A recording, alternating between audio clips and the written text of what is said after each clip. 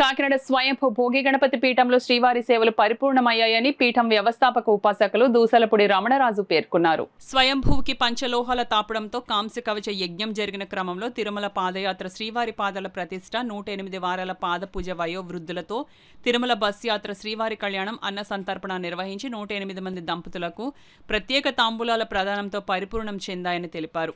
18వ వార్షికంగా జనవరి 13న బ్రహ్మోత్సవం, ఫిబ్రవరి 15న మహాశివుని మట్టి శివలింగంతో కోటిపల్లి ప్రదక్షిణ నీరాజనం, మార్చి 19న లక్ష్మీ గణపతి హోమం నిర్వహణలతో సృష్టి స్థితి లయకారక బ్రహ్మ విష్ణు మహేశ్వర త్రిమూర్తాత్మక స్వరూప స్వయంభూ భోగి గణపతి పీఠం శాస్త్రోక్త విధులు లోక కళ్యాణార్థం పూర్తవుతాయని తెలిపారు. శ్రీవారి సేవకులు పాల్గొని పర్యవేక్షించారు. జపయజ్ఞ పారాయణలు జరిగాయి.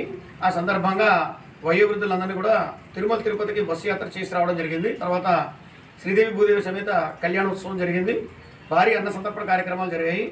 దంపతులకి అందరికీ కూడా సహపంక్తి భోజనాలు ఏర్పాటు చేసిన తర్వాత ఈ రోజున వారికి తాంబూలాలు ఇచ్చడం ద్వారా ఈ కార్యక్రమాలన్నీ కూడా పరిపూర్ణంగా పూర్తయ్యాయి.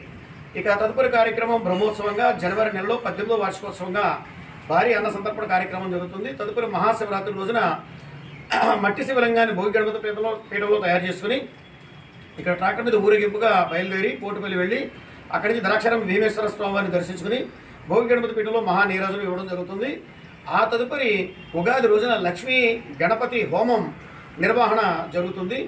ఇది సృష్టి స్థితి లయ బ్రహ్మ విష్ణు మహేశ్వర త్రిమూర్తాత్మక స్వరూపంగా స్వయంభూ శ్రీ భోగి గణపతి పీఠంలో 18వ ఈ వార్షిక కార్యక్రమాలన్నీ కూడా ఉగాదితోటి పూర్తవుతున్నటువంటి విషయాన్ని సంతోషంగా తెలియజేస్తున్నాం.